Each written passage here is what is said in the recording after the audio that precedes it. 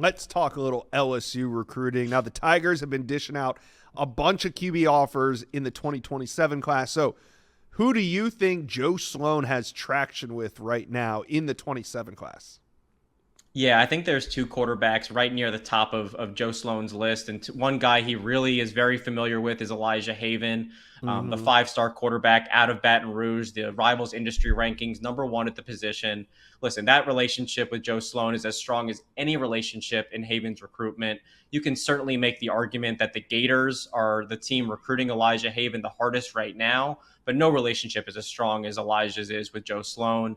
The familiarity of playing in Baton Rouge, the first offensive coordinator to really devote their attention and believe in him as a D1 quarterback. And since then, that relationship has continued to flourish. I think LSU will be there until the end with Elijah Haven when he's ready to make that decision. The other, and stop traffic if you've already heard this last name, Colton Nussmeier. I was speaking with Garrett Nussmeier a couple of months ago, and he said, my little brother is going to be the best quarterback in the family. This is coming from a potential Heisman Trophy favorite this year, Josh. But because of situation, because of happenstance, Colton has spent a lot of time in Baton Rouge over the years during Garrett's recruitment to LSU. And since he's become the starting quarterback for the Tigers, his dad, also the offensive play caller in New Orleans for the Saints. Joe Sloan was one of the first to offer Colton Nussmeier. He's worked out there 2 summers in a row. He is very high on LSU's board for 2027. I fully think that the Tigers are the favorite to land the legacy quarterback target out of Texas when it comes time for him to make a decision.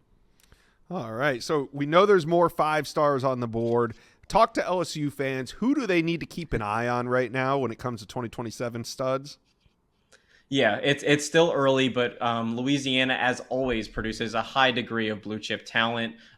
They're also not only home to Elijah Haven, the number 1 quarterback in 2027. What about Ahmad Hudson, number 1 tight end in the class, elite dual sport athlete? LSU, you mentioned it. Joe Sloan offered Ahmad Hudson after his first varsity start for Ruston as a freshman. They've continued to build on that relationship.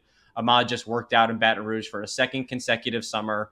Florida, Nebraska, A&M, all really covet Ahmad, but I think LSU is going to be really hard to beat in the end for the number 1 tight end in the country.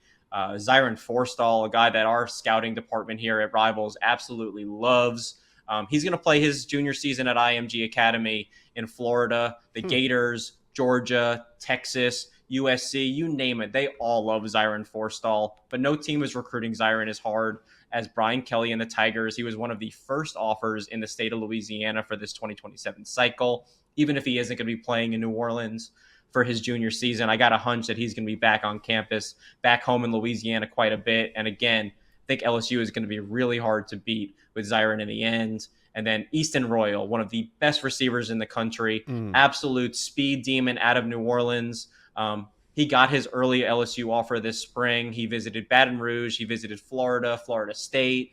Texas is coming on exceedingly strong with Easton Royal of late. But I think, again, LSU has forged a strong relationship early on. He visited for the Bayou Splash. He worked out for the entire coaching staff, and they love this in-state kid. There's a lot of really good receivers in the state of Louisiana for 2027.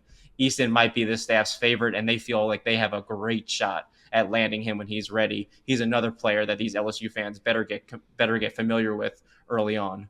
Yeah. The state of Louisiana is loaded for 2027. LSU fans, talk to Sam and I. How you guys feeling? We know 2026 is going well, but who is your priority targets for 2027? Let us know. Comment section below.